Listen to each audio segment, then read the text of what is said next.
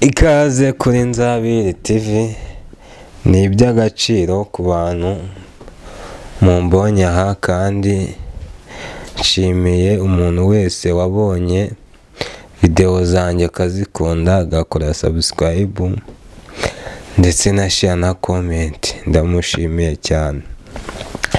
Sasa rero mugiye kwibaza igitumye nje hano kuri kamera noneho ntari muri comedy, nameze nk'uko mwari musanzwe mumenyereye.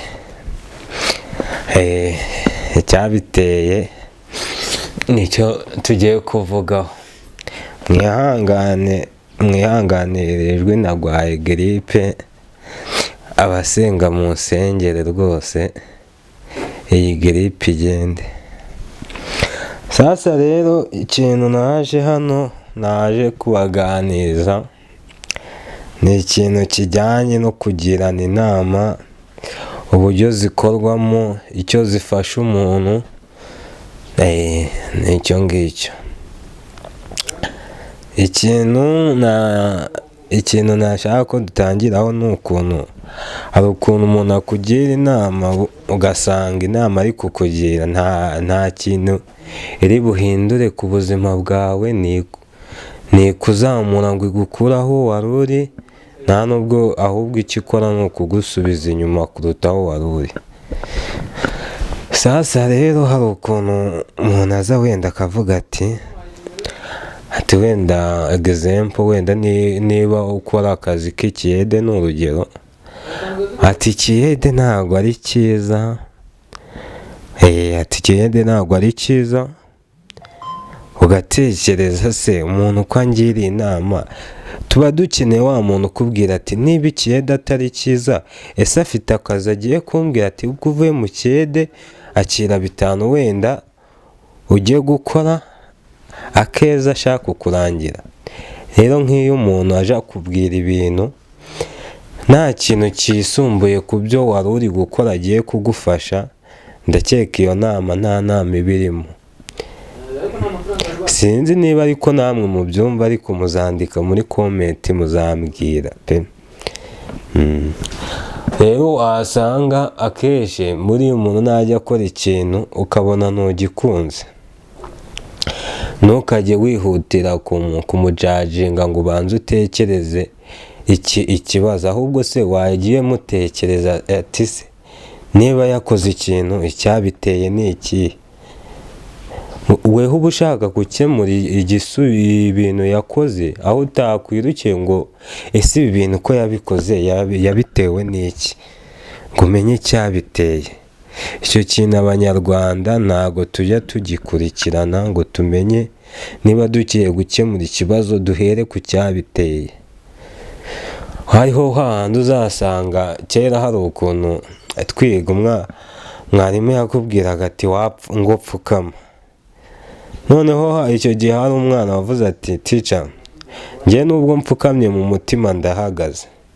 Rero ikintu biba bivuze, hari igihe ubwira umuntu ushaka, nibura nta muntu wagukuramo ikintu kikurimo, kandi rwose ikintu ukunda nicyo kizakugirira akamaro, ntabwo ikintu kizakugirira akamaro ari ikintu udakunda ngo uzakijyamo kuko umuntu yabikubwiye, ahubwo ikintu kizakugirira akamaro kuko weho ugikunda ubwawe, ugishyizeho umutima n'ubwenge, nibwo bizakunda. Sasa rero iyo ni iya mbere.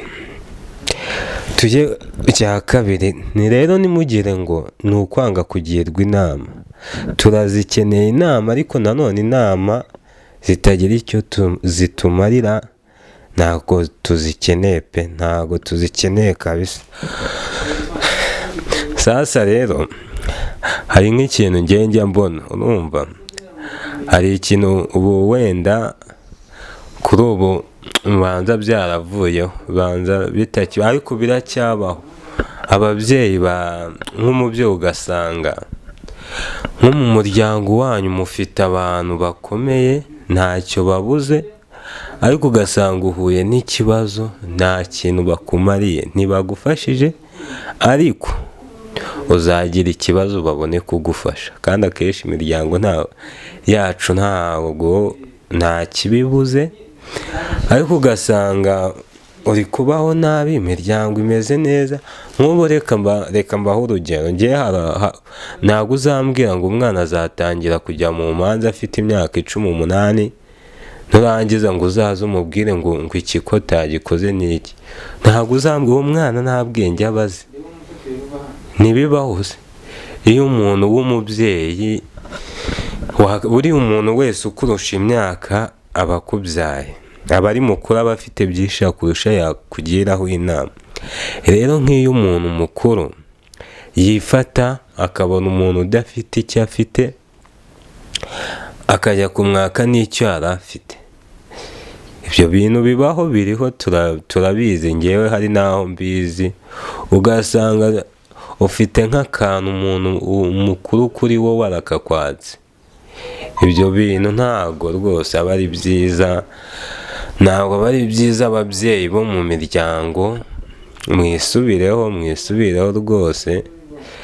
Kandi n'umuntu wakoze ibyo bintu, kuko bariho cyane, bisubireho, bagende bakemure ibibazo byabo. Kuko ntabwo nakwifuza ko mu miryango umuntu akura afitanye ibibazo, ari n'umwana agakurana ibibazo, agakurana agahinda, narangiza nagira ikintu yikorera n'ibibazo yahuye nabyo, weho uze umujajinga ngo iki kintu yakoze ntabwo ari cyiza. Wayi noneho sasa hari ukuntu mukunda kurebera umuntu inyuma, ukamureba inyuma ukavuga ati uriya ningegera nta kintu azimarira.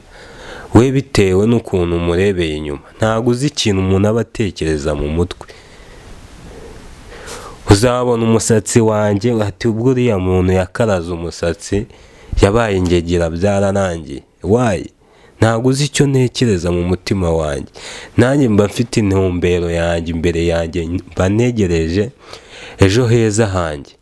Ntabwo biba bikwiyeho ko nanjye nagira ubwenge. Kandi abo bose bavuga ibyo bintu ntabwo babivuga bayobewe ko amateka y'umuntu ajya ahinduka. Ntabwo babivuga bayobewe ko inka y'umukara ikamwa yera. Amateka y'umuntu ajya ahinduka. Rero rwose nujya gujajinga umuntu ntukagendera uko ameze inyuma, kuko hari igihe uba usanga ari ibibazo.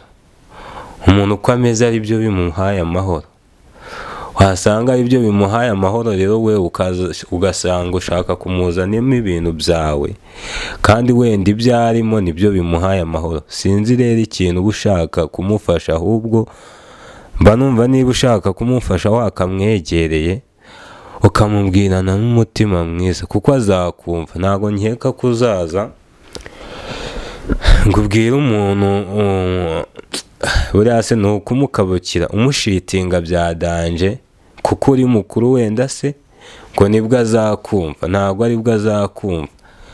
Ibyo ngibyo bikora ntabwo bigikora rwose, ntabwo bigikora.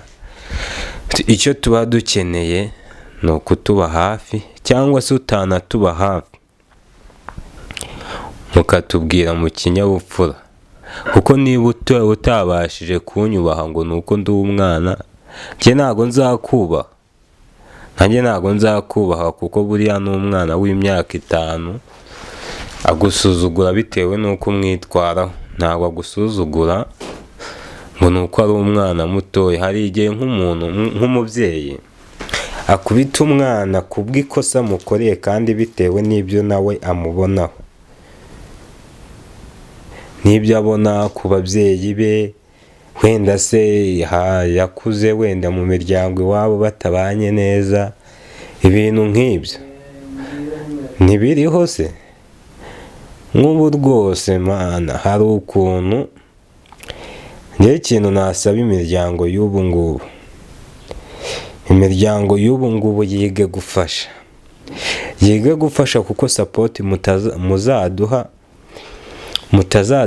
mu bibazo, ntabwo muzabona ibibazo twabikize ngo abe aribwo duha support. Iyo support y'icyo gihe ntabwo tuzaba tukiyikeneye. Dukeneye support y'ubu ngubu. Turi mu bibazo, ntabwo numva ukuntu umuntu uzagenda ukamara imyaka 5 ntazi uko umeze, ntazi ikibazo ufite, ariko usange niwe uri kukugira inama ngo nuko muziranye. Ibyo bintu biriho ari byinshi, biriho ndetse kenshi.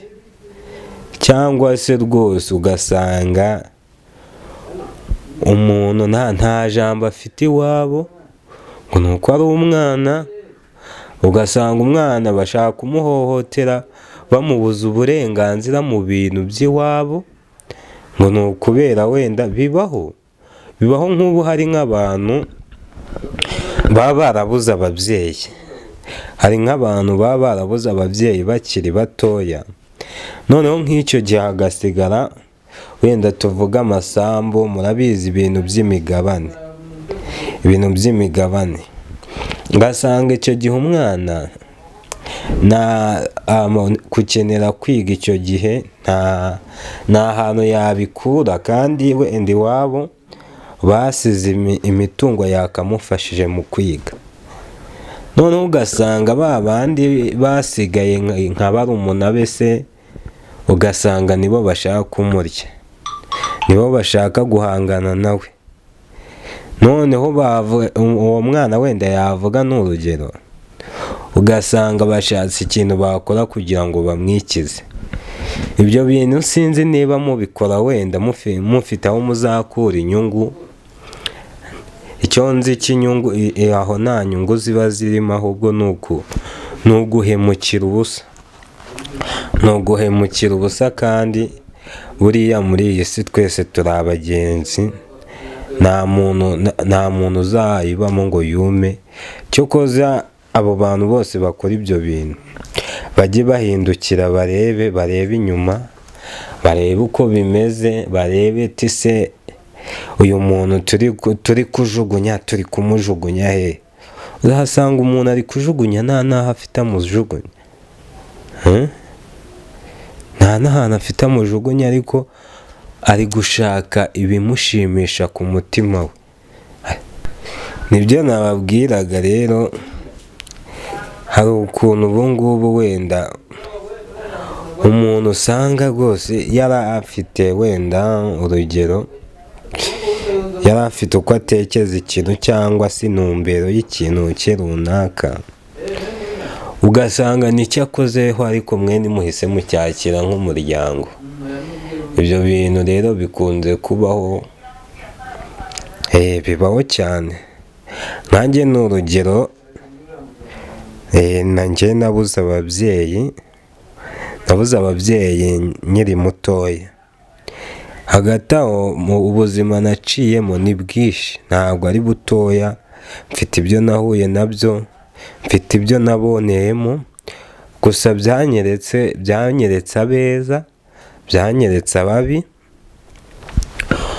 Ubu ngubu muri ibyo bintu byose nanyuzemo, byanyeretse ko umuntu agufasha hari icyo afite agukuraho. Iyo ntacyo ufite ntabwo bavuga ngo uri imfubyi, ngo uri iki, wapi, nta mpuhwe baba bagufitiye. Njye muri ubwo buzima rero nanyuzemo, ntabwo n'ubu bikimeze neza pe, ntabwo navuga ngo bimeze neza. Nuko mba mvuze ni reka nze hano mbibasangize, mbabwire uko ubuzima nyine buba bumeze. Wenda n'undi muntu wenda udafite uko ameze yizere ko ejo hari icyo azabona. Imana yacu dusenga kandi iratwumva, niyo ibizi uko izabihindura, n'ibizi uko izatugenza. Rero buriya mu bintu byose ntago habaho kunenga gusa, no gushimira bizamo. Umuntu rero uba ujya ushimira umuntu uba waragufashije, kuko nkanjye rwose ahantu nakuriye ntabwo ari mu rugo, aho hantu nahagiye abantu benshi batabishaka, cyangwa se nabo ubwabo batabyishima, ariko ku bw'amahirwe ndahaba, Imana iramfasha, buriya niwanga umuntu uzajya umenya ko Imana imukunda, ntawangwa na bose, jya wizera ko Imana igukunda kandi nta kibazo wahura nacyo, nubwo wahura nacyo uzahura nacyo nk'abandi, ntabwo aba ari weho uba warasigaye ku buryo ngo utahura na Imana nawe itakumva. Umuntu aba agomba gushimira. Njye ndashimira umuntu wandeze muri icyo gihe, umubyeyi wandeze, nkashimira kuva bandera, kuva icyo gihe nkaza muri Kigali ngatangira ubuzima bwa Kigali bukakaye, urumva butoroshye. Buriya tujye twizera ko n'abakire bose ntabwo ari kimwe, kuko njyewe nk'urugero wenda nakoze ahantu henshi ngiye menya abakire uko babayeho, ariko njyewe nshimiye mabuja wanjye. Ku ruhande rwanjye mabuja wanjye buriya mukunda kuruta uko nkunda mama wanjye. Buriya mbabwiye impamvu mukunda kuruta uko nkunda mama wanjye. Mama wanjye yego yarambyaye, wenda nimubyumva ukundi ngo bajya bavuga ngo akabura ntikaboneka ni nyina w'umuntu, ariko nanone uburere buruta ubuvuke. Uri umuntu wakureze akaguha icyo kurya ntacyo aba atagukoreye. Njyewe ikintu nashimira mabuja wanjye, ntabwo namuvuga mu mazina, ariko njye ndamushimira, yandutiye mama, kuko umuntu umfasha muri ibi byose, ntaha njya mu kazi ntinze, umva mukorera amakosa menshi pe ashoboka, ariko ntaravuga ati urananiye. Nicyo kintu mushimira, kutarambirwa vuba, angira inama nk'umwana we.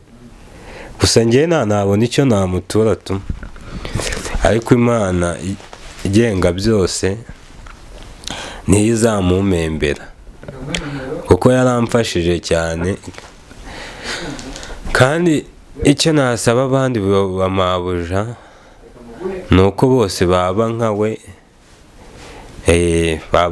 pe, kuko ni umuntu mwiza. Hari igihe ngewe ndebye nkavuga nti uyu ni umuntu cyane marayika, nkurikije ibyo mbona. Hari aho nkora ikosa nanjye nkavuga nti kabaye ndarara ntashye, ariko ku bw'amahirwe nkabona nta kibazo abigizeho cyane.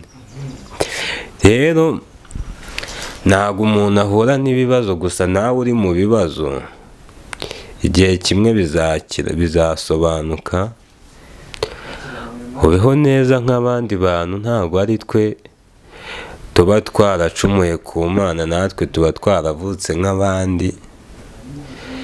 Nawe uri mu bibazo izere ko bizakemuke n'ideyi, nawe wakira ukamera neza. Ariko mbere ya byose, mu bintu byose tugomba guhura nabyo, tujye twizera Imana kandi tuyiragize. Ariko ikindi, kiriya kintu nahereyeho mbabwira cyo rwose, Mana, kuri njyewe noneho nivugiye kuri njyewe, sinkeneye umuntu ungira inama ambwira ngo mve muri iki nta kintu ari bunkorere. Niba ushaka kungira inama, ngwino umbwira ati rero nzabiri, iki kintu uri gukora ntabwo ari cyiza, akira amafaranga, niba ari 2 niba ari 5 ukivemo, hanyuma ujye gukora ikindi. Niba rero ubwo bushobozi uzi ko utabufite, njye ntuzangera imbere, kuko ibyo bintu nzabyumva, ariko ku mutima nta kintu nzaba numvishe. Kuko njye niba ndi kurwana n'ubuzima bwanjye, ndi kurwana n'ibyo nishatsemo kera cyangwa n'ibyo nifurije kera, weho ukaza utazi uko narezwe, uko byagenze, ukambona nkuze, ndeka buriya mu kazi kose ukora havuyemo kwica, kwiba, ndakeka kandi kazi kose niba wumva ugakunze wagakora, kuko nugakora wenda bikanga bizanga nk'abandi, kuko nanone ntabwo twese dukora tuzi ko bizakunda. Hari abakora imishinga igashya abandi bakunguka, ibyo bibaho. Ariko nunahomba ari weho babyikoreye uzavuga ati ubwo nahombye byagenze gutya nta ribi, ariko ibaze unkuye mu byo nkunda unzanye mu byawe none nabijemo biranga, kuko nta bizakunda, nta rukundo mbifitiye, wabinzanyemo kuri pressure. Ibyo ntago bibaho. Umuntu aba akwiye gukora ikintu akunda, ahubwo wowe waba ubishoboka musapotinga, waba utanabishoboye ukabireka ukikomereza, kuko urumva ko icyo tuba tugukeneyeho ntacyo uba umaye. Wowe icyo ushaka ni ukunsubiza inyuma, unkore naho narindi njye mu muhanda, gusa hari ikindi. Rero buriya rero tujye turandwa n'urukundo. Ubundi ikintu abanyafurika gituma tudatera imbere ni amashyari tuba dufitanye, kuko ntabwo uzasanga umuzungu afitiye ishyari ry'undi, ahubwo azamuzamura. Ubu se ni hari abantu ahangaha tuba twarahaye amafaranga bakayarya, mbavuge se barahari? Hari umunsi bigeze kuntwara 31, umuntu wayatwaye arabizi, kandi nawe uziyumva uzabimenye ko wayatwaye, ariko ubu se hari icyo azakumarira? Ibaze umuntu arakubwira ati mpa amafaranga ngukemurire ikibazo, ntagikemuye. Rero icyo nashaka kubagezaho ni icyo ngicyo. Tugire urukundo, dushyigikirane mu buryo bushoboka bwose. Rero ni njyewe mukomeze abankunze, ariko abankunda mureba video zanjye ntuzikunde uzazisharinge, uzaba ukoze cyane. Ariko Imana ibaho umugisha kandi ndabakunda, murakoze. Rero ukeneye wenda kugira icyo yafasha Nzabiri TV ngo itere imbere, kuko natwe ntabwo dushaka kuguma ahangaha, dushaka kugira aho tuva n'aho tugera. Nomero yanjye ndayishyira hasi muri screen, uzagira icyo yumva yadufasha Nzabiri TV igatera imbere azaba akoze cyane. Azaba dushyiriyeho itafari pe, ndaza kuyishyiraho, muzaba mukoze kandi murakoze. What the